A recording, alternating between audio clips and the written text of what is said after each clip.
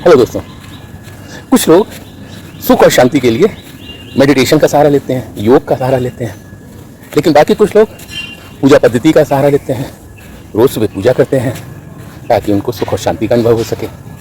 दोस्तों, ये सारा काम माइंड के ऊपर होता है। आज उसी माइंड को समझने का प्रयास करेंगे कि वाकई में मेडिटेशन और पूजा, इन दोनों स्थिति में माइंड हमारा कैसे रिएक्ट करता है। दोस्तों, उससे समझने से पहले माइंड को समझते हैं।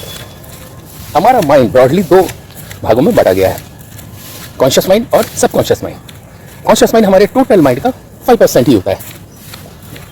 कॉन्शियस माइंड वो होता है हिस्सा जिसके थ्रू हम अवेकन स्टेज में काम करते हैं, पढ़ते हैं, लिखते हैं, नौकरी करते हैं, खाना बनाते हैं, खाते हैं, जो भी काम करते हैं जागृत अवस्था में, वो कॉन्शियस माइंड के थ्रू हो रहा है। आप ये वीडियो भी कॉन्शियस माइंड के थ्रू ही देख रहे हैं।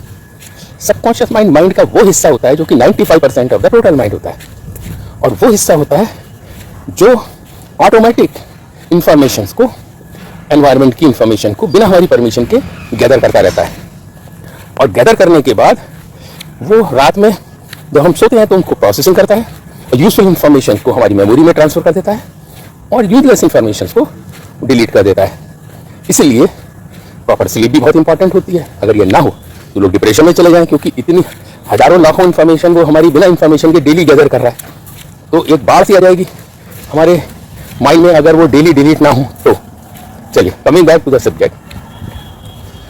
जब हम भक्ति करते हैं, पूजा करते हैं, तो हम सिर्फ कॉन्शियस माइंड को एड्रेस कर रहे होते हैं, और कॉन्शियस माइंड के थ्रू हम जब सब काम करते हैं तो वो हमारे जो ब्रेन में वो प्री फ्रंटल कॉर्टेक्स होता है, जो हमारे जस्ट माथे के पीछे होता है, आगे का हिस्सा, वहीं तक पहुंचती है इन्फॉर्मेशन, और 5-10-15 मिनट के बाद वो इन्फॉर्मेशन ऑटोमेटिक डिलीट हो जाती है।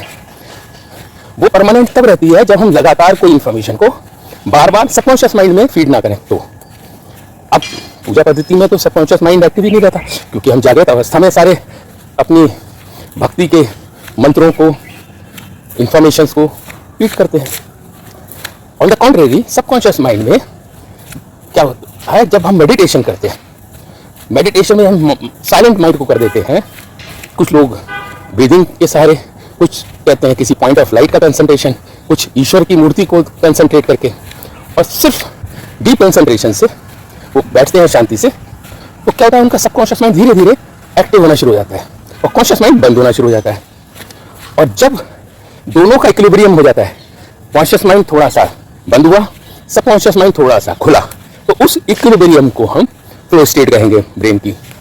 और वो स्थिति तब होती है कि जब हम कोई भी कॉन्शियस माइंड के थ्रू इंफॉर्मेशन को फीड करते हैं तो वो इंफॉर्मेशन डायरेक्टली हमारे सबकॉन्शियस माइंड में ट्रांसफर हो जाती है, और इमोशन के साथ रिपीटेडली कोई इंफॉर्मेशन को बार बार डालते रहे तो वो सबकॉन्शियस माइंड के अंदर परमानेंट फीड में पहुंच जाती है।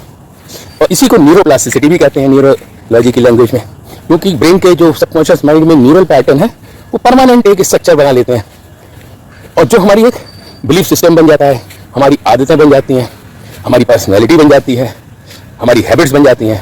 ये सारी चीज़ें सबकॉन्शियस माइंड के थ्रू ही बनती हैं।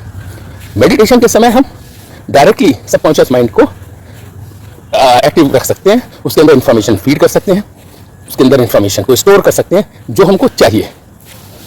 और इसी तरह वो सबकॉन्शियस माइंड में जब बार बार इंफॉर्मेशन इमोशन के साथ पड़ती है तो परमानेंट स्ट्रक्चर बन जाती है, हमारा बिलीफ सिस्टम, हैबिट, पर्सनैलिटी बन जाती है, हमें अच्छा लगता है।